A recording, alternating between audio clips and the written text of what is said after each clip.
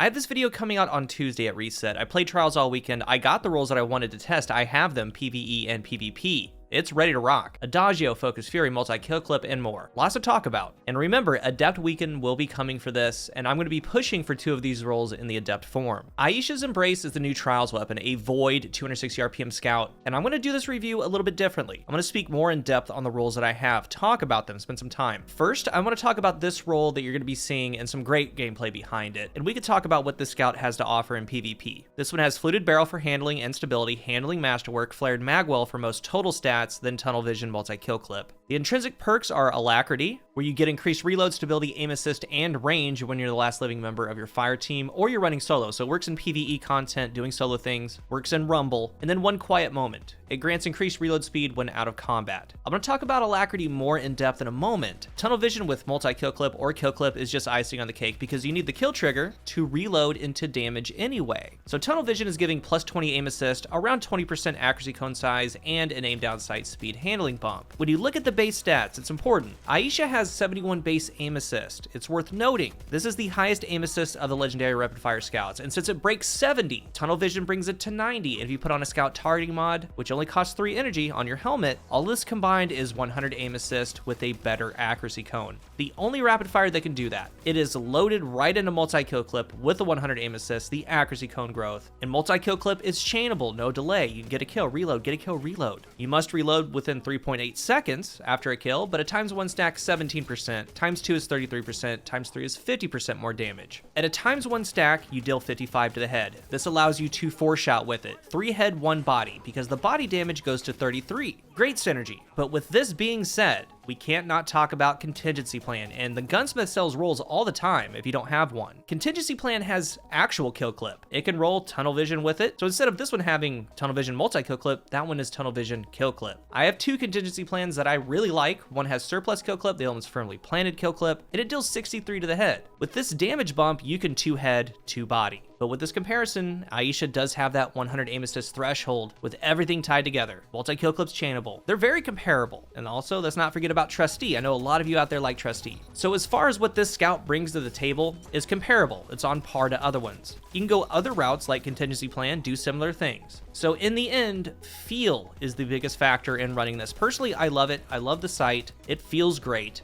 I like the Embrace and Contingency Plan equally. A defining factor, Aisha can roll high caliber rounds, and to me that is a difference maker because you have a great feeling scout with high caliber rounds, and it echoes what I talked about in the Contingency Plan video. It has a very relaxed time to kill, 3 head 2 body. It's a 0.93 TTK, and really, you put a lot of pressure on your opponents in a duel, because you're going to have 0 problems hitting your TTK. They're going to have to 3-tap you. And a lot of the time, you're using the scout advantage at a range. So when you look at the total perks in the first node for PvP, the standouts are going to be Unrelenting, Perpetual Motion, and Tunnel Vision. In the second node, Multi-Kill Clip, Eye of the Storm. Eye of the Storm is very interesting, but I do prefer Kill Clip or Multi-Kill Clip on these. That base TTK is 0.93, and if you could speed that up to a 0.69, which is the 4-bullet kill, I value that. You can start mowing through enemies, but you can't discount Eye of the Storm. That's still a great perk. You might be wondering about Adagio. I have that. It makes it deal 30% more damage. You can refresh it. It deals 61 to the head, but it slows down the fire rate. So when you look at it, we have 2 damage perks, Multi-Kill Clip and Adagio. Both of them 4-tap, but one shoots slower. It's an easy choice, because if you're 4-tapping anyway, you might as well have the faster fire rate. Sure, there's a reload in between, but ultimately the TTK is faster and it's more fluid. And when it comes to the perk combinations, these are random rolls, and I do have some red border Aishas that I am not turning in, because if they ever make these craftable, I want to see if these can kind of grandfather in. But the top combinations to me are Unrelenting Multi-Kill Clip, because how that's going to work, you're going to win your first duel. Reload into Multi-Kill Clip,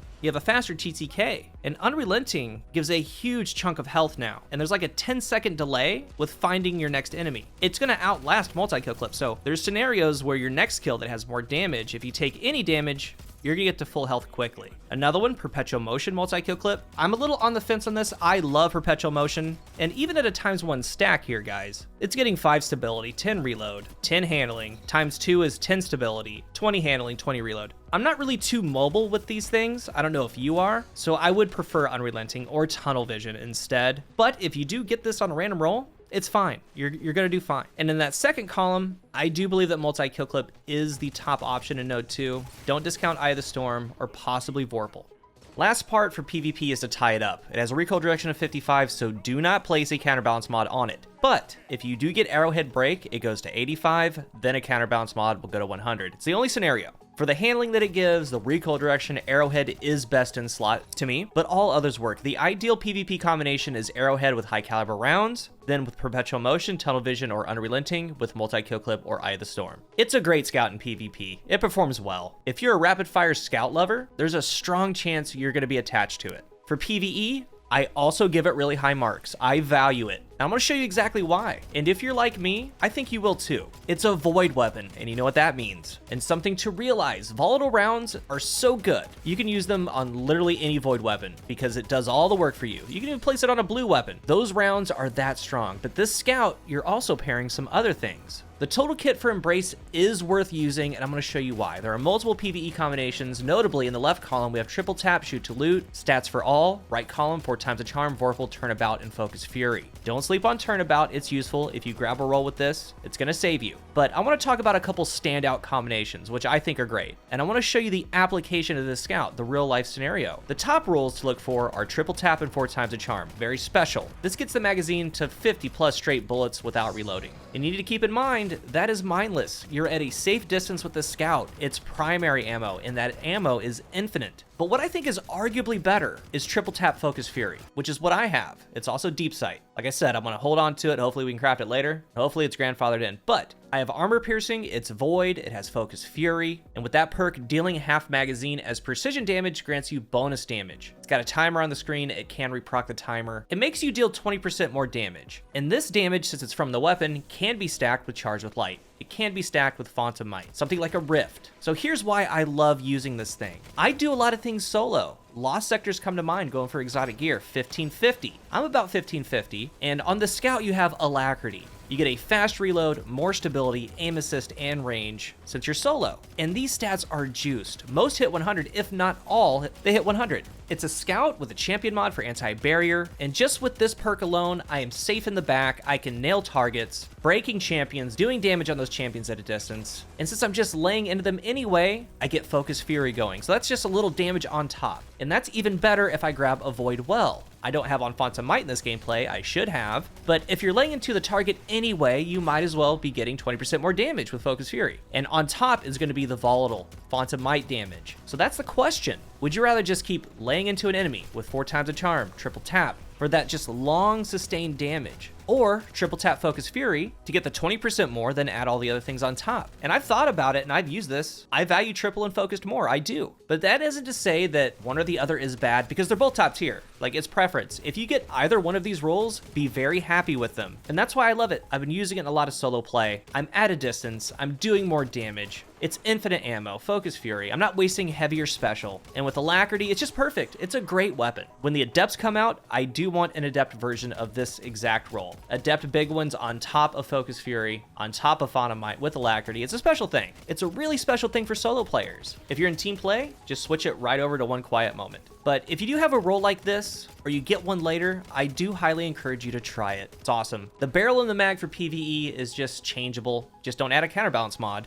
And for the magazine, armor piercing, high cals, appended, they all work, but the main goal is the combinations. Triple tap 4 times a charm, triple tap Focus Fury. If you get something like Turnabout, you're gonna be happy with that. It could save you. Or there's something like this. I have a stats for all Vorpal. Be happy with that too. Increased damage against bosses, vehicles, and guardians with their super active. 20% more for a primary weapon, which this is. And then adding on Adept big ones when Adept comes out. Adding on volatile rounds. Font of Might. It's good, but the main thing to remember is what you're able to do with it. You're at a distance, deal good damage with a weapon that has infinite ammo, and if you're solo, there's major benefits of Alacrity. Total package. And as I said a couple times throughout the review and in the thumbnail, it's a great scout. Very interesting scout that they place the appropriate perks on.